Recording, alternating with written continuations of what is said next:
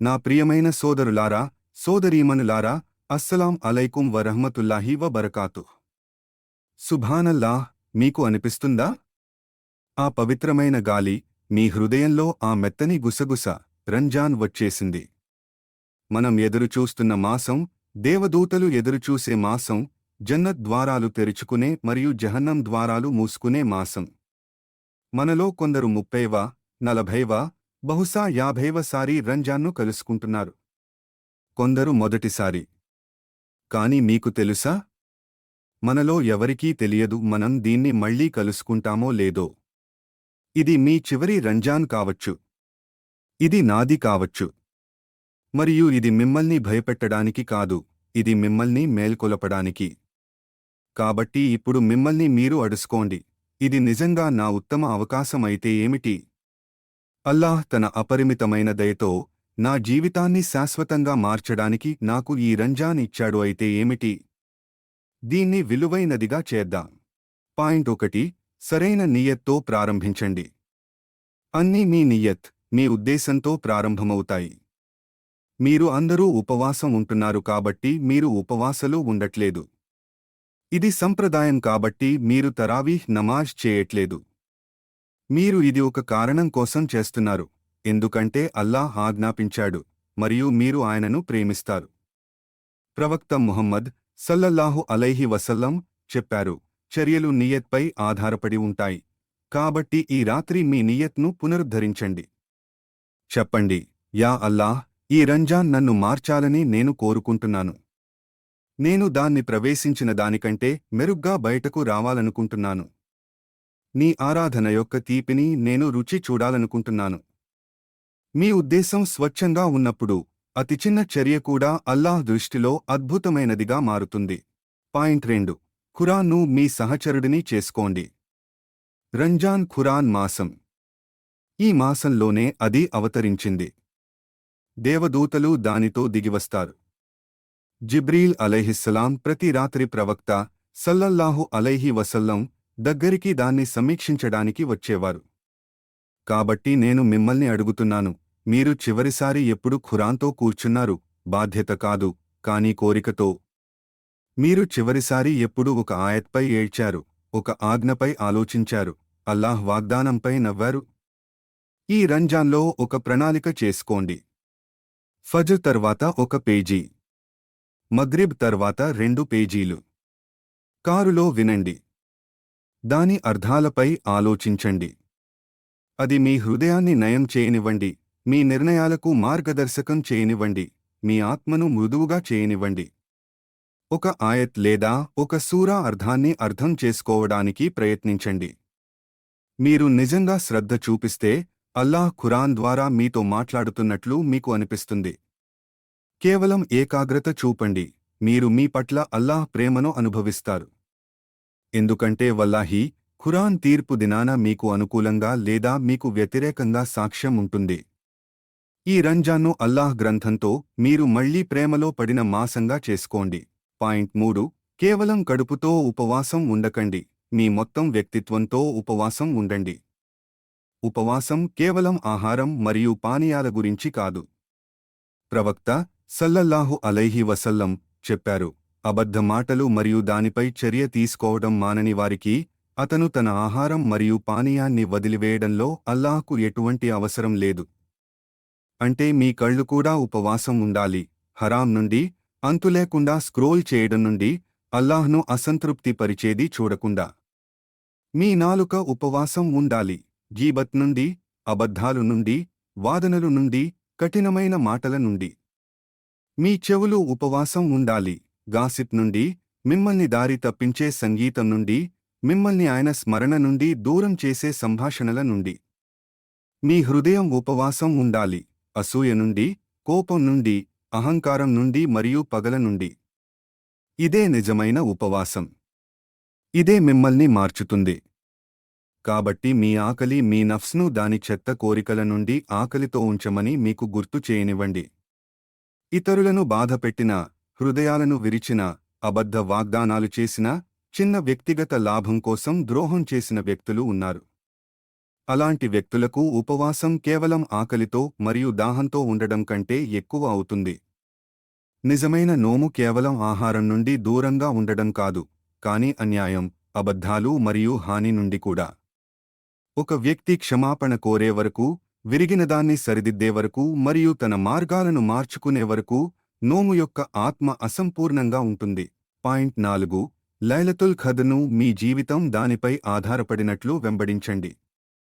ఊహించుకోండి, ఒక రాత్రి 1000 నెలల కంటే మెరుగైనది. అంటే ఒకే రాత్రిలో 83 సంవత్సరాలకు పైగా ఆరాధన. అల్లాహ్ మీకు అది అందిస్తున్నాడు. ఉచితంగా. ధర లేదు. కేవలం చిత్తశుద్ధి. ప్రవక్త సల్లల్లాహు అలైహి వసల్లం సంవత్సరం మిగిలిన సమయం కంటే చివరి 10 రాత్రులలో కష్టపడి పనిచేసేవారు. ఆయన తన కుటుంబాన్ని మేల్కొల్పేవారు.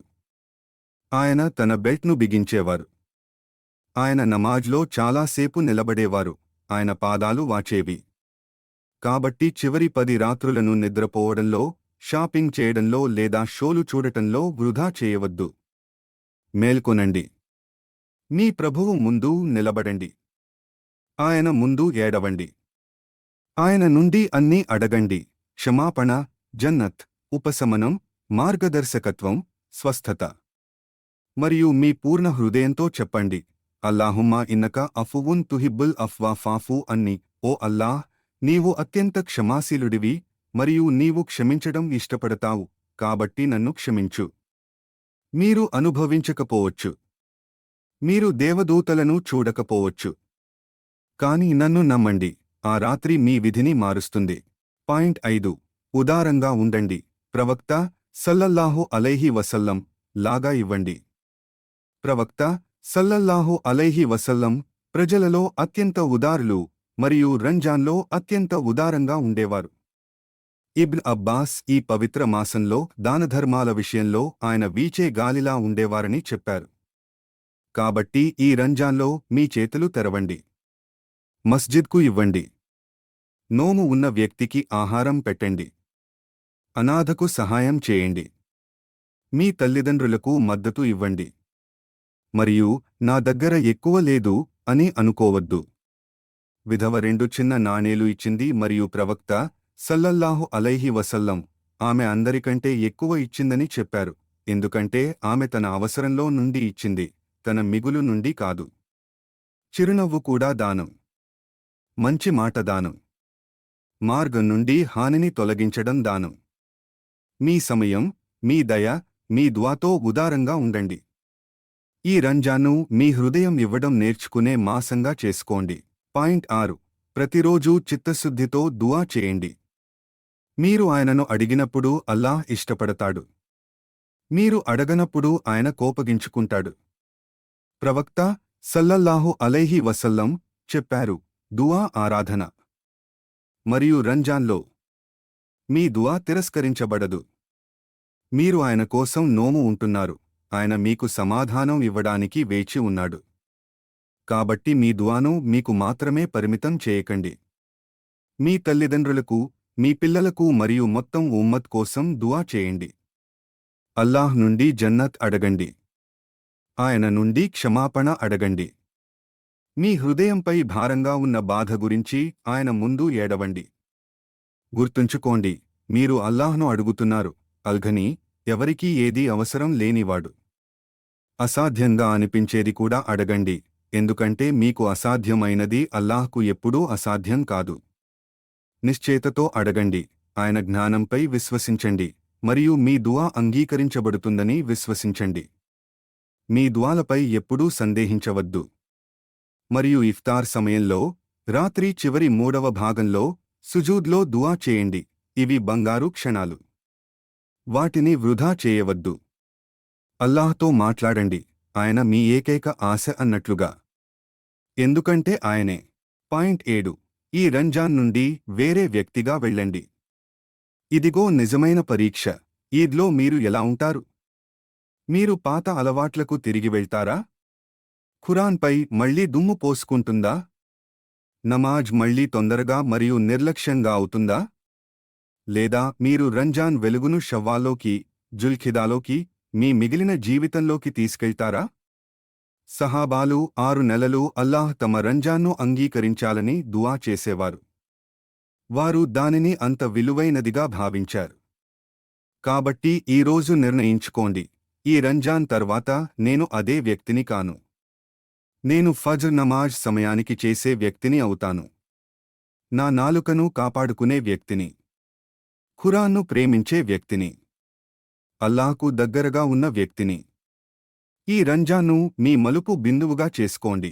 నా ప్రియమైన సోదరులారా, సోదరీమణులారా, రంజాన్ ఒక బహుమతి. ప్రతి ఒక్కరికీ దీన్ని అనుభవించే అవకాశం లభించదు.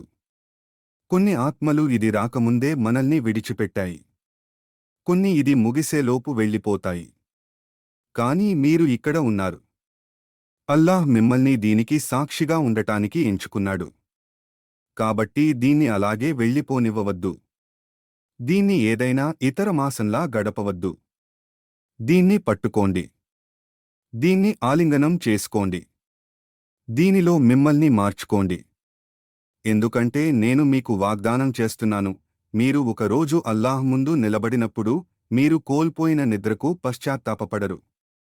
మీరు అనుభవించిన ఆకలికి పశ్చాత్తాపపడరు.